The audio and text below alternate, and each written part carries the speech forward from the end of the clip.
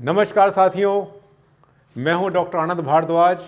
एक वीडियो आपने देखा था 1 जनवरी को, 1 जनवरी 2023 को नए साल पर मैंने आपके पास भेजा था और आपने देखा था। उसमें मैंने जितने भी मुहूर्त होते हैं जिसके अंदर भूमि पूजन है, शिलान्यास है, गृह प्रवेश है और इसके साथ साथ पंचक के बारे में, राहु काल के बारे में आपको डिटेल से बताया था। लेकिन जैसे ही वो वीडियो गया मेरे पास बहुत सारे सवाल आ गए कि सर ये बताइए भूमि पूजन कैसे करें, कब करें और उसकी विधि क्या है, क्या क्या उसमें सावधानियां लेनी हैं। क्योंकि मैंने जो बताया था सिर्फ आपको डेट्स बताई थी, तारीखें बताई थी। आज आपको लेकर चलूंगा और गहराई में कि ये भूमि पूजन होता क्या है, क्यों करते हैं, लाभ क्या है, विधि क्या है, विधान क्या है और उसमें क्या क्या बातें आपको ध्यान देने की होती हैं। चलिए, आज का टॉपिक भूमि पूजन सन 2023। अब देखिए, भूमि पूजन होता क्या है कि एक ऐसी क्रिया होती है, एक ऐसा प्रोसेस है जिसमें कि आपको अपना मकान बनाना है किसी भूमि के ऊपर और उस भूमि से, उस धरती माता से आपको परमिशन लेनी है कि हे माता, हम आपके ऊपर यहाँ निवास करेंगे और आप हमें परमिशन दो कि हम आपके ऊपर निवास कर पाएँ। और इसके साथ साथ और भी ब्रह्मांड में अनेकों शक्तियाँ हैं, बहुत सारी इसके अंदर जो है ग्रह होते हैं, बहुत सारे देवता होते हैं और भी इतनी चीज़ें होती हैं। भगवान का भी इसमें हमें आशीर्वाद चाहिए होता है। उन सबका आह्वान करते हैं, जितने भी भगवान हैं, जितने भी देवता होते हैं उन सबका आह्वान करते हैं, भूमि से परमिशन लेते हैं और तब वहाँ पर हम शुरू करते हैं अपना मकान। क्योंकि वहाँ पर जो मकान बनेगा साथियों, उसमें सैकड़ों हजारों साल हमारी पीढ़ियाँ दर पीढ़ियाँ वहाँ पर रहेंगी। इसलिए उस भूमि से परमिशन लेना ज़रूरी है। इसलिए ये ज़रूरी है कि हम जो है भूमि पूजन ज़रूर करें। क्योंकि भूमि पूजन अगर नहीं करेंगे तो ये मानना कि हम ऐसे हो गए जैसे किसी के घर में बिना परमिशन के घुस गए हों। तो परमिशन ज़रूरी होती है। और हाँ, धरती माता तो माता है ना, वो तो आपको परमिशन देगी ही देगी, तो सम्मान करो। आइए शुरू करते हैं। आपको बताता हूँ कि ये जो साल है सन 2023, इसमें मैं आपको बताऊँगा कब कब कौन कौन सी डेट्स में, फिर से रिपीट करूँगा एक बार कि किन किन डेट्स के अंदर आपको भूमि पूजन करना है। भूमि पूजन का मतलब मैंने आपको बता दिया, भूमि पर गए और जाने के बाद वहाँ पर आपको उसकी पूजन करना है। छोटी सी क्रिया होती है, लंबा आडंबर नहीं करना चाहिए। अब आपको क्या क्या सावधानी लेनी है ये सबसे पहले आप नोट कर लो। पहली बात तो यह है कि जिस भूमि पर भूमि पूजन के लिए आप जा रहे हैं, भूमि पूजन और शिलान्यास दोनों में थोड़ा डिफरेंस होता है। भूमि पूजन होता है कि जैसे भूमि पर गए, सबसे पहले दिन आप गए और खाली आपका प्लॉट पड़ा है, आपका भूखंड पड़ा है, वहाँ पर आपने क्या किया, वहाँ पर आपने फावड़ा लगाया। सबसे पहला जो फावड़ा लगाया जाता है उससे पहले उसकी छोटी सी पूजा की जाती है, 5-10 मिनट की, बहुत लंबा चौड़ा नहीं होता। यानी परमिशन लेते हैं, उसके बाद वहाँ खुदाई शुरू करते हैं। जब खुदाई कर लेते हैं, वहाँ पर नींव के लिए गड्ढा खोद लेते हैं, कॉलम की जगह बना लेते हैं। उसके बाद वहाँ पर करते हैं हम उसका शिलान्यास। शिला का मतलब होता है पत्थर। पुराने समय में पत्थर से मकान बनाए जाते थे। आज का जो पत्थर है वो है आपकी ईंटें। चलिए, उसकी बात अलग से करेंगे हम शिलान्यास के बारे में। आज हम बात कर रहे हैं भूमि पूजन के बारे में। ध्यान से सुन लेना। हर बात जो मुझे ज्ञान है मैं चाहता हूं आपको भी दे दूं, पूरा पूरा एज इट इज। क्योंकि अगर आपको किसी चीज़ का औचित्य नहीं पता लगेगा तो आप भटकते रहेंगे। पहली बात, भूमि पूजन में आपको बताया कि परमिशन लेनी होती है, हमें भूमि माता से, धरती माता से लेनी होती है, देवताओं का आशीर्वाद लेना होता है, भगवान को हमें आह्वान करना होता है। ये हमारा हो गया भूमि पूजन। लेकिन इसमें जो सावधानी, सबसे पहले अगर आपका भूखंड जहाँ पर कि आपने अपना मकान बनाना है उसका जो है, उस भूखंड का साफ सुथरा होना बहुत ज़्यादा ज़रूरी है। कभी कभी क्या होता है कि जो भूमि होती है ना वो गंदी होती है, तो वहाँ भूमि पूजन से कुछ दिन पहले, 2-4 दिन, 10 दिन पहले वहाँ पर वर्कर्स लगा करके, लेबर लगाकर, मजदूरों से वहाँ पे सफाई कर लें। अपने आप भी करें तो बहुत अच्छी बात है, अपना हाथ भी लगता रहना चाहिए। सफाई कर लें, वहाँ पे झाड़ियाँ ना हो, वहाँ पे कांटे ना हो, वहाँ पे गंदी घास ना हो, वहाँ पे गंदगी पड़ी हुई ना हो। और हाँ, अगर किसी पड़ोसी ने या और लोगों ने लाके वहाँ मलबा डाला हो, उस मलबे को आपने 100% हटा देना है। बिल्कुल मलबा नहीं रहना चाहिए। प्लॉट को बिल्कुल साफ कर लो, चमका लो भूमि को पूरी तरह से, क्योंकि आप उसमें पूजन करने वाले हैं ना। ये फॉर्मेलिटी मत करना कि आपने जो है 1 फुट 2 फुट साफ कर लिया, बाकी पूरा गंदा है, भूमि पूजन शुरू कर दिया। ऐसा नहीं, सफाई कर लें, अच्छा रहता है। क्योंकि आगे वहाँ वर्कर्स भी काम करेंगे, कई बार वहाँ पे कीड़े कांटे का खतरा भी होता है, सांप बिच्छू का खतरा भी होता है। इसीलिए उस भूमि की सफाई करनी बहुत ज़रूरी है, स्वच्छता रहनी चाहिए जहाँ पर आप कर रहे हैं पूजा। साथियों, एक बात आपको बताता हूं कि ये जो पूजा करते हैं, भूमि पूजन और शिलान्यास, शिलान्यास और भूमि पूजन को हमेशा कोशिश करना चाहिए कि आप उसको एक ही त्रैमास में करें। त्रैमास का मतलब होता है 3 महीने। एक 3 महीने का ऐसा बंच होता है पूरा का पूरा। हर 3 महीने के बाद में जो भूमि पूजन की जगह होती है, शिलान्यास की जगह होती है, बदलती रहती है, क्योंकि हम ये ऐसा मानते हैं कि जो हमारी भूमि है ये नाग देवता के सिर पे, उनके फन के ऊपर खड़ी है और वो हर 3 महीने के बाद में अपनी जगह को बदलते रहते हैं, अपने मुख को घुमाते रहते हैं। उसको कहते हैं राहु मुख दिशा का विचार। खैर वो तो बहुत गहराई हो जाएगी, मैं तो आपको बता रहा हूँ सीधा देसी भाषा में, ताकि आपको समझ में आ जाए। तो उस विचार के अनुसार 3-3 महीने का एक बंच बनता है पूरा का पूरा। अब आप देखेंगे अगला जो आपके सामने स्लाइड आएगी उसमें आपके सामने चलेगी कि वो 3-3 महीने का जो सिस्टम है, 3-3 महीने, उसी में आपको भूमि पूजन और शिलान्यास कर लेना चाहिए। कहने का अर्थ यह है कि जब आपने भूमि पूजन आज कर लिया, उसके बाद शिलान्यास जल्दी करो। अगर आपके पास साधन है तो आज ही कर लो, नहीं तो 2-4-6 दिन के अंदर अंदर करो। और वो 3 महीने का जो बंच है उसका पालन करें तो ज़्यादा अच्छा रहता है, क्योंकि अगर आपने उसका पालन नहीं किया तो आपका भूमि पूजन एक कोण में होगा। हमेशा उप दिशा में किया जाता है भूमि पूजन और शिलान्यास, ये सब हमेशा एक कोण में किया जाता है। तो आपने एक कोण में, मान लिया आपका जो समय चल रहा है उस समय पर आपने वायु कोण के अंदर, वायु कोण में, नॉर्थ वेस्ट में, उत्तर पश्चिम के अंदर आपने भूमि पूजन कर लिया। लेकिन उसके बाद जब समय घुमा और अगले जो है जो बंच आ गया 3 महीने का, उसके बाद समय आ जाता है दूसरे किसी और कॉर्नर का। तो इसका मतलब भूमि पूजन आपने किसी और कॉर्नर में किया और शिलान्यास आपने किसी और कॉर्नर में किया। ऐसा करने पर क्या होता है मैं आपको बताता हूँ। ऐसा करने पर भूमि में जो आप बनाते हैं, मकान बनाते हैं, उसमें विलंब होती है।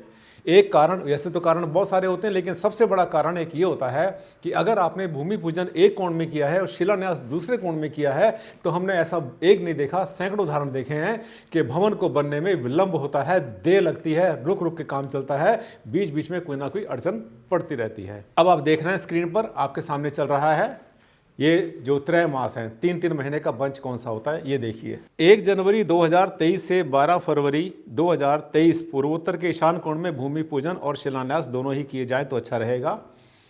13 फरवरी 2023 से 14 मई 2023 तक उत्तर पश्चिम के वायु कोण में भूमि पूजन शिलान्यास करें। 15 मई 2023 से 16 अगस्त 2023 तक दक्षिण पश्चिम के नैऋत्य कोण में, साउथ वेस्ट में भूमि पूजन शिलान्यास दोनों किए जाएं। देखिए 3-3 महीने आपको मिल रहे हैं साथ साथ। इसके बाद 17 अगस्त 2023 से 16 नवंबर 2023 तक दक्षिण पूर्व के आग्नेय कोण में भूमि पूजन शिलान्यास हों और 17 नवंबर 2023 से 31 दिसंबर 2023 तक भूमि पूजन शिलान्यास पूर्वोत्तर के ईशान कोण में किया जाए तो सबसे ज़्यादा अच्छी स्थिति होगी। तो साथियों, मुझे उम्मीद है कि आपने अभी सब पूरी डिटेल नोट कर ली होगी। 3-3 महीने का बैच हमने आपको बताया है और इसको नोट कर लें, याद कर लें, कहीं नोट कर लें, या फिर इसके अलावा आजकल तो बहुत आसान तरीका है, आप सबके सब हाईटेक हैं, अपने फ़ोन से फ़ोटो ले लो, स्क्रीनशॉट ले लो, इसकी फ़ोटो ले लो। ये जो हमने डेट बता रखी है, जब आपको चाहिए हो तो अपने फ़ोन को उठाकर भी देख सकते हैं, आसान तरीका होता है। अब इसके लिए क्या करेंगे, विधि क्या होती है। देखिए कोई ऐसी बड़ी विधि नहीं हुआ करती कि जिसके लिए आप परेशान हो। आप इसके लिए अच्छा रहे, आपके घर में जो पूजा पाठ कराने आपके द्विज आते हैं, पंडित जी आते हैं, ब्राह्मण आपके घर में आते हैं, जोशी आते हैं, तो आप उनको बुला लें और वो आकर के विधि विधान से इसका जो है भूमि पूजन आपका करवा देंगे आपकी भूमि के ऊपर। वहीं कराएंगे जहां पर किसको होना चाहिए। मुहूर्त आपने देख ही लिए हैं कब कब होते हैं, और फिर से बताऊंगा एक बार आपको।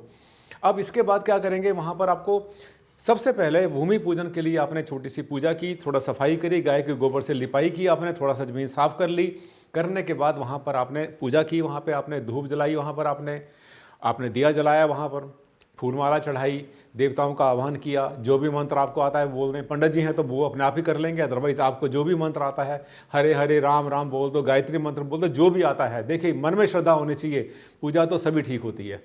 उसके बाद में फिर वहाँ पर आप पहला फावड़ा लगाएंगे। जब पहला फावड़ा लगाएंगे तो किससे लगवाएंगे आप, कोई कन्या हो आपके घर में छोटी, उससे लगवा सकते हैं। कोई बड़ा बूढ़ा हो, बाप दादा हो आपके पास में, आपके जो है कोई गुरु महाराज हो, आपके कोई और हों, तो किसी से भी, या कोई समाज का सम्मानित व्यक्ति हो जिसका जो है करेक्टर, जिसका के मतलब इतिहास अच्छा रहा हो, अच्छे आदर्शों वाला व्यक्ति हो, उससे आप करवा सकते हैं। कोई सक्सेसफुल आदमी हो, उससे करा सकते हैं।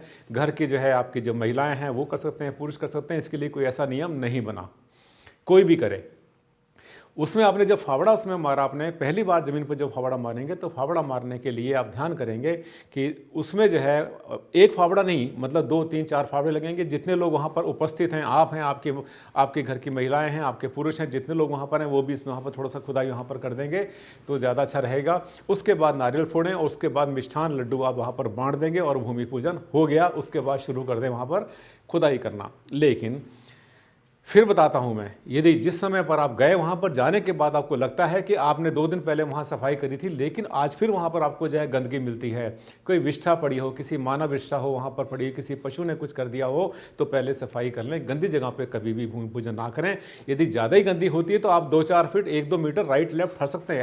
ऐसा कानून नहीं है, ऐसा कोई नियम नहीं है कि यहीं पर करनी है आपको, कि वायु कोण यहाँ पर है तो यहीं करनी है। थोड़ा सा हट जाए, कोई समस्या नहीं। भूमि की जो आपने नींव खोदनी है, नींव खोदने के 2 फार्मूला होते हैं। पहला फार्मूला होता है कि आप नॉर्थ वेस्ट से आपने भूमि पूजन जहां पर भी करना था, जो जगह थी राहु मुख दिशा के अनुसार, वहां पर आपने इसका भूमि पूजन कर लिया। और भूमि पूजन करने के बाद में थोड़ी सी खुदाई की, करने के बाद जरूरी नहीं कि वहीं से आगे बढ़ेंगे आप। हो सकता है कि आपका ये जो है जो भूमि पूजन है आपने कहीं और से किसी और दिशा में किया हो, समय के हिसाब से, राहु मुख के हिसाब से। लेकिन जो खुदाई का तरीका होता है वास्तुशास्त्र के अनुसार 2 फार्मूला इसमें होते हैं। पहला फार्मूला तो ये होता है कि आप सबसे पहले जब खुदाई करते हैं तो पहले उत्तर दिशा में खुदाई करें, फिर उसके बाद पूर्व दिशा में खुदाई करें, ईस्ट में करें, ईस्ट के बाद वेस्ट में यानी पश्चिम में करें, पश्चिम के बाद लास्ट में जो है आप दक्षिण दिशा में खुदाई करें। एक फार्मूला। यदि आपका भूखंड घुमा हुआ है तो खुदाई सबसे पहले उत्तर पूर्व में ईशान कोण की जो जगह होती है, एक कोना उत्तर एक कोना पूर्व, पहले ईशान में करें, ईशान के बाद वायु कोण में, वायु कोण के बाद में आप आग्नेय कोण में करें, आग्नेय कोण के बाद में आप दक्षिण पश्चिम के नैऋत्य कोण में करें। और एक फार्मूला और भी होता है इसके अलावा, सीधे प्लॉट के लिए आपको बताता हूँ फिर से, कि आप जो है ये भी कर सकते हैं कि उत्तर पश्चिम नॉर्थ वेस्ट वायु कोण से आपने खुदाई करनी शुरू कर दी और उसके बाद में ईशान कोण में गए। ईशान कोण में जाने के बाद में मैं आपको दिखा भी देता हूँ फिर से एक बार कि आपका जो भूखंड है कुछ इस प्रकार हो सकता है। देखिए, ये आपका एक भूखंड, यहाँ पर जो दिशाएं आपको बता रहा हूँ मैं, उत्तर दिशा यहाँ पर आ जाती है और पूर्व दिशा यानी ईस्ट यहाँ पर आ जाएगा, पूर्व दिशा यहाँ पर आ गई। उसके बाद में यहाँ पर आ गया दक्षिण दिशा यानी साउथ आ गया और यहाँ पर आ गया इसका वेस्ट यानी पश्चिम दिशा आ गई। हिंदी इंग्लिश दोनों में आपको बता रहा हूँ मैं। तब आप क्या करेंगे, एक फार्मूला जो है वो ये है कि आप यहाँ से शुरू करते हैं, इस जगह से शुरू करते हैं और नॉर्थ वेस्ट से उत्तर पश्चिम से शुरू किया, उसके बाद बढ़े उत्तर पूर्व में आए, ये ईशान कोण इसको बोलते हैं हम, ईशान कोण है हमारा ये, ठीक है।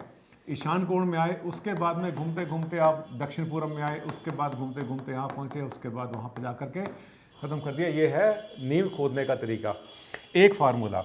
इसके अलावा एक फार्मूला और होता है, यदि आप ऐसे नहीं करते, भूखंड में मान लिया कि इधर उत्तर दिशा आ जाती है, इधर पूर्व दिशा आ जाती है, ईस्ट आ जाता है यहाँ पर, उसके बाद यहाँ पर जो है दक्षिण आता है, साउथ आता है, इधर वेस्ट आ जाता है, पश्चिम दिशा आती है। तो इस केस के अंदर आप ये कर सकते हैं कि आप जो है सबसे पहले जो खोदेंगे, जो सबसे पहले आपने खुदाई करनी है वो आपने पहले उत्तर दिशा की खुदाई शुरू कर दी, आपने ये कर लिया। उसके बाद आपने जो है इस दिशा की कर ली, मतलब पहले ये किया, नंबर 2 ये किया, नंबर 3 पे आप आ गए पश्चिम दिशा में, और नंबर 4 में लास्ट में आपने जो है साउथ में आपने खुदाई की। ये भी कर सकते हैं आप। देखिए, पर्पस क्या है कि हम चाहते हैं कि जो दक्षिण दिशा है वो सबसे लास्ट में खोदी जाए, वो भारी रहे, वो हल्की ना हो जाए। इसके अलावा अगर आपका प्लॉट घुमा हुआ है, मान लिया आपका भूखंड घुमा हुआ है, अपनी सही दिशा, अपनी सीधी दिशाओं पर नहीं है, तब क्या होता है, तब आपका जो है ये भूखंड कुछ इस तरह से बनेगा। अगर यहाँ उत्तर आएगा तो यहाँ पर जो है ईस्ट आ जाएगा, पूरब आ जाएगा, और यहाँ पे अपना पश्चिम आ गया, इधर आ गया दक्षिण। इस केस में जो आपने सबसे पहले आपने जो भूमि पूजन अपना जो नींव खोदनी है वो सबसे पहले आप उत्तर पूर्व में खोदेंगे, नंबर 1। इसके बाद में नंबर 2 में आप ये भी कर सकते हैं और नंबर 2 में ये भी कर सकते हैं। इन दोनों में से चॉइस आपके पास है, दोनों ठीक हैं। और सबसे लास्ट में जो है फिर इसको खोदेंगे, इसको 3 नंबर 4 नंबर मान लें। क्लियर कर दिया मैंने, कोई कन्फ्यूज़न नहीं किसी को। अगली जो स्लाइड आपके सामने आने वाली है साथियों, उसमें देखिए डिटेल में आप नोट करिए कि इस साल के अंदर सन 2023 में किन किन तारीखों पर आपने भूमि पूजन करना है। देखिए आपके सामने स्क्रीन आ गई। इस स्क्रीन में आप देख रहे हैं कि जनवरी के महीने में 18, 27, इसके अलावा 1 फरवरी, 10 फरवरी, 22, 27 फरवरी, मार्च और अप्रैल में कोई भी स्पष्ट मुहूर्त दृष्टिगोचर नहीं हो रहा है। ध्यान कर लेना, 2 महीने कोई भी इसमें मुहूर्त नहीं है भूमि पूजन का। 11 मई, 12 मई, 13 मई, 20 मई, 22, 24 और 25 मई, उसके बाद 1 जून, 3 जून, 12 जून, 26 जून 2023। इसके बाद फिर जुलाई का महीना 6 जुलाई, 10 जुलाई, 14 जुलाई। 7 जुलाई के बारे में फिर से आपको बता दूं, इसमें आपको अभिजीत मुहूर्त का ध्यान देना। ये बहुत ज़्यादा बलवान मुहूर्त नहीं है, ये थोड़े वीक मुहूर्त हैं ये। इसके बाद 19 अगस्त, 24 अगस्त, अगस्त के महीने में। फिर सितंबर के महीने में 7 तारीख और 11 सितंबर। 7 सितंबर, 11 सितंबर के बाद में अक्टूबर के महीने में कोई भी स्पष्ट मुहूर्त नहीं है, इसलिए तैयारी पहले से करना। नवंबर के महीने में आपको खूब दिल खोल के देखिए मुहूर्त मिल रहे हैं। 3, 4, 10, 18, 23, 24, 27 और 29 नवंबर आपको मिलेगा। बहुत दिन आपको मिलते हैं। दिसंबर में केवल 2 दिन आपको मिल रहे हैं 2023 में, 7 दिसंबर और 8 दिसंबर। साथियों, इनका ध्यान कर लेना। ये जो जितने भी मुहूर्त आपने देखे, ये सब के सब वही मुहूर्त हैं जो कि शिलान्यास में भी चलेंगे और भूमि पूजन में भी चलेंगे, बिल्कुल सेम मुहूर्त रहते हैं।